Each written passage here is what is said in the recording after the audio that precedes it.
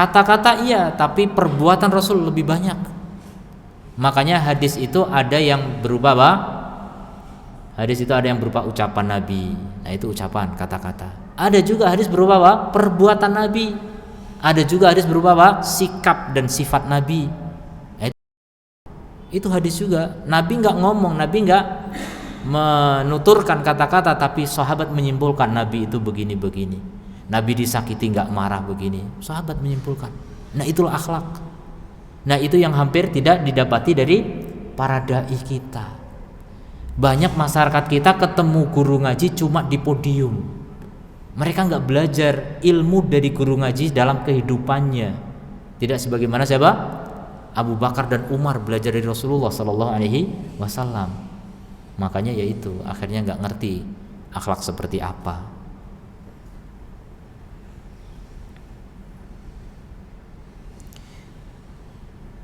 Falistiqomatu alal akhlaq laha atharun kabir. Jadi masih kelanjutan tadi yang kedua nih ya. Jadi istiqomah di atas akhlak itu memiliki pengaruh yang sangat besar. Nah, keistiqomahan akhlak tadi sudah saya katakan di awal berasal dari apa? Akidah yang benar. Kalau orang nggak akidahnya nggak benar, bisa berakhlak tapi temporer, tergantung kepentingan. Pas dapat sanjungan, ya berakhlak. Pas dapat celaan, hilang tuh akhlak. Nah, itu nggak punya akidah itu.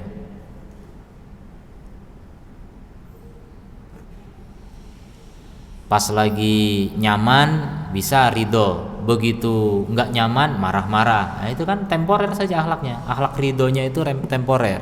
Nah, itu bukan akhlak yang mulia seperti itu.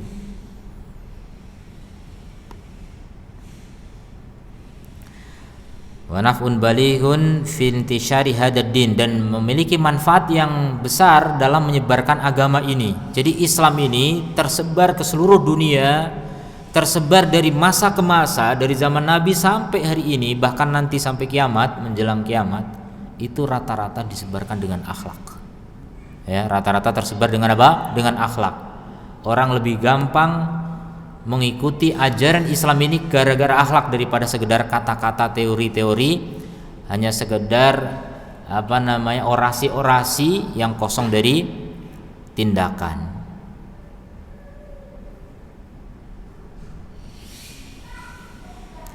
Kemudian tujuan dari menekuni akhlak. Tujuan dari menekuni akhlak ada 3. Yang pertama, ini yang paling tinggi, irdaullahi subhanahu wa ta'ala, mencari ridha Allah subhanahu wa ta'ala. Jadi jangan sampai lupa nih tujuan pertama ya. Jangan ketika kita berbuat baik kepada ibu murni hanya untuk menyenangkan ibu doang, lupa kalau kita ingin mencari ridha Allah. Ini salah. Karena orang kafir bisa begitu, orang munafik bisa begitu. Tapi yang bisa ketika kita berbuat baik kepada ibu karena ingin pahala dari Allah, itu orang beriman, itu orang bertauhid. Ingat itu, jangan lupa tujuan Allahnya ya. Sering lupa itu, sering kehilangan, ketinggalan. Murni karena orang tua, murni karena ini istri saya, karena ini anak saya, karena ini tetangga saya, ini kawan saya, bisa berbuat baik tapi lupa mencari ridho Allah. Ini bahaya kalau begitu. Ya, itu enggak akan menjadi orang yang diridhai Allah. Wala yanbaghi an yakuna hadafuhu madhan nas, ya, tidak boleh seorang berakhlak karena tujuannya pujian manusia. Ini munafik.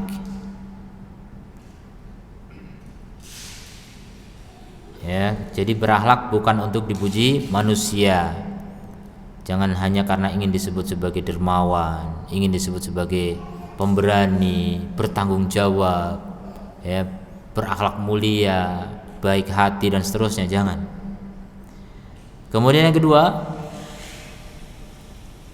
tujuan dari menekuni akhlak adalah membangun masyarakat yang tegak di atas kasih sayang. Membangun masyarakat yang tegak di atas kasih sayang. Dan itu masyarakat dimulai dari masyarakat rumah tangga. Makanya kalau suami berakhlak, istri berakhlak, akan melahirkan anak yang berakhlak.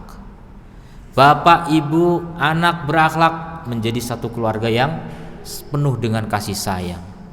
Kalau kasih sayang terjadi di antara mereka dan tidak lupa tujuan pertama tadi mencari ridha Allah, Allah akan ridho kepada mereka. Kalau ridho pasti bahagia.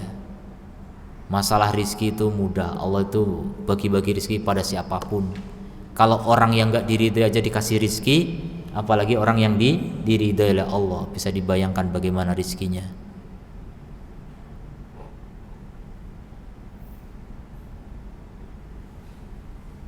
Jadi saling kasih sayang, kemudian saling membantu, saling mendahulukan orang lain bahkan ya. Masya Allah, ini yang berat ini ya. Nanti ada akhlak nomor 2 atau berapa itu tentang itsar ya, mendahulukan orang lain. Wa hubbul khair linnas, dan cinta kebaikan untuk manusia secara umum. Itu akhlak. Contoh kita kalau melihat orang, misalnya ada orang berjalan pakai emak-emak gitu ya. Emak-emak jalan pakai baju atasannya biru, bawahannya merah, kaos kakinya kuning, sepatunya hijau, topinya coklat. Antum mau bilang apa? Pelangi berjalan.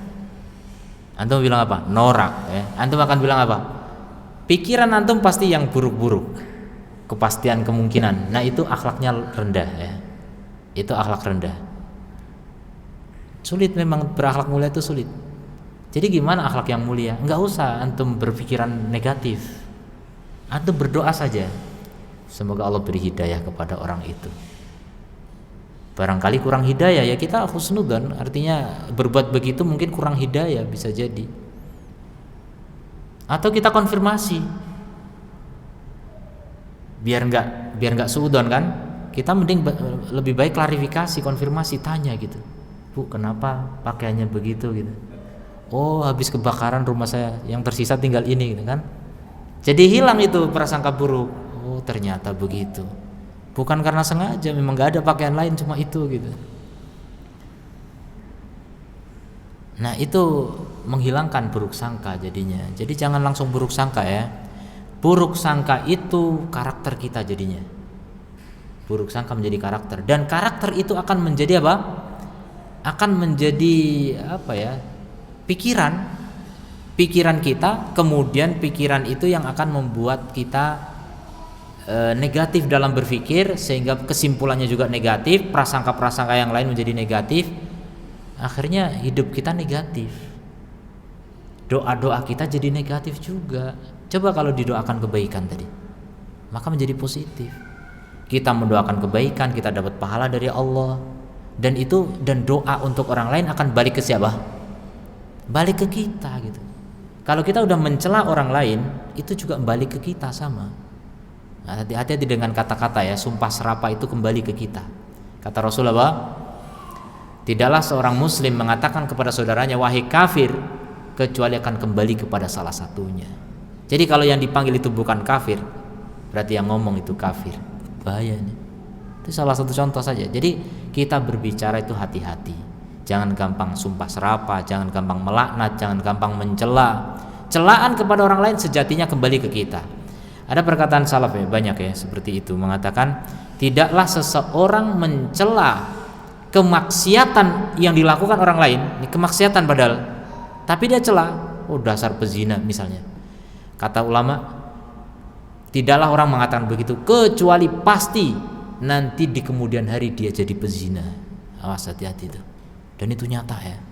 Jangan suka mengejek orang yang bermaksiat. Nggak boleh. Kenapa? Itu doa untuk kita. Hati-hati. Dan ini masyhur ya di kalangan para salaf.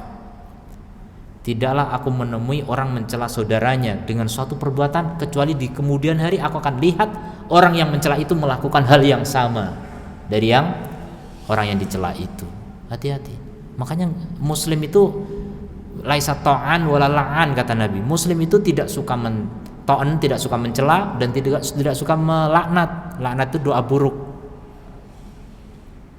Karena doa buruk itu kembali ke kita. Laknat itu kembali ke kita. Celaan itu kembali ke kita. Hati-hati. Makanya lebih baik kita berprasangka baik, dan itu akhlak. itu akhlak. Sekedar prasangka saja udah akhlak ya. Kita belum ngomong, belum ketemu dengan siapapun, baru ngelihat, itu akhlak kita diuji. Kita mau berpikiran positif atau negatif.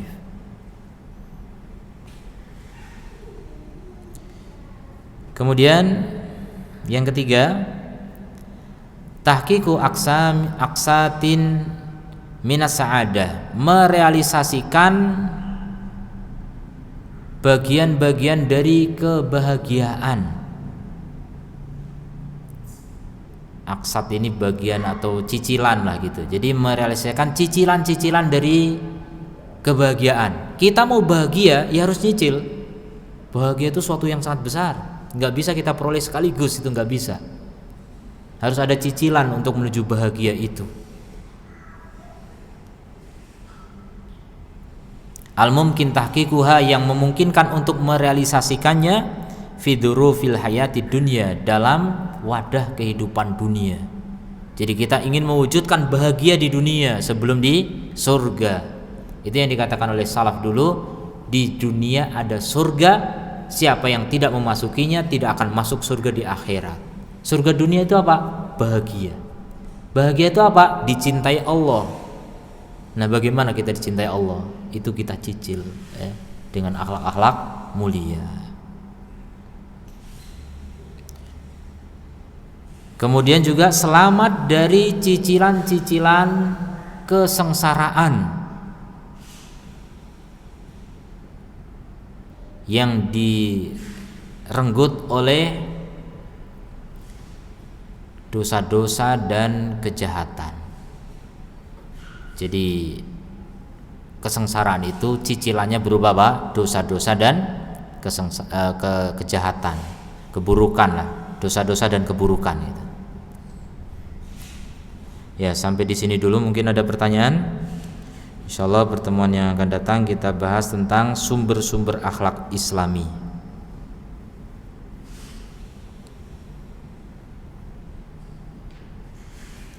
Jadi ini buku sangat bagus ya, tapi saya kemarin pesan kawan di Madinah belum nemu buku ini, wallahu alam entah di mana.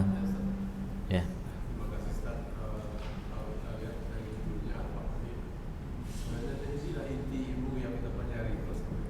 Ya, Pak.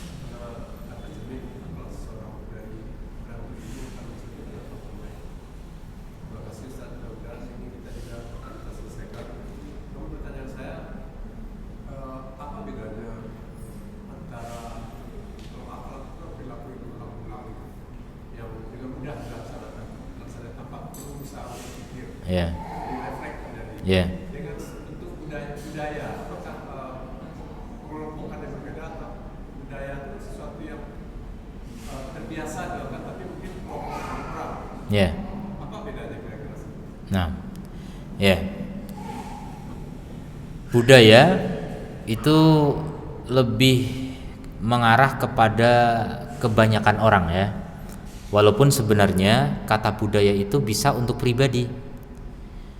Saya punya budaya misalnya makan sehari 3 kali, mandi sekali atau 2 kali gitu, ya terserah ya. Masing-masing orang bisa punya budaya masing-masing. Nah, itu budaya juga. Tapi kalau kita berbicara secara umum, budaya itu biasanya berkaitan dengan kelompok orang atau masyarakat. Sesuatu yang terjadi secara berulang di masyarakat itu disebut adah. Bahasa Arab nih, adah istiadah, menjadi adat istiadat. Nah, adat istiadat itu menjadi budaya. Budaya itu sesuatu yang dikenal oleh kebanyakan orang karena seringnya dilakukan oleh kebanyakan orang itu. Itulah budaya. Apa kaitannya dengan akhlak? Ya bisa jadi budaya itu merupakan cerminan dari akhlak. Jadi kalau masyarakat sini suka gotong royong, ya berarti akhlaknya begitu. Kalau masyarakat sini sukanya saling mencaci maki, ya berarti akhlaknya begitu. Jadi itulah akhlak. Jadi akhlak ada yang sampai ke taraf tadi interaksi manusia ya. Jadi berkaitan dengan suatu masyarakat, suatu umat, suatu kaum, akhlaknya itu baik atau buruk, itu akan menjadi budaya.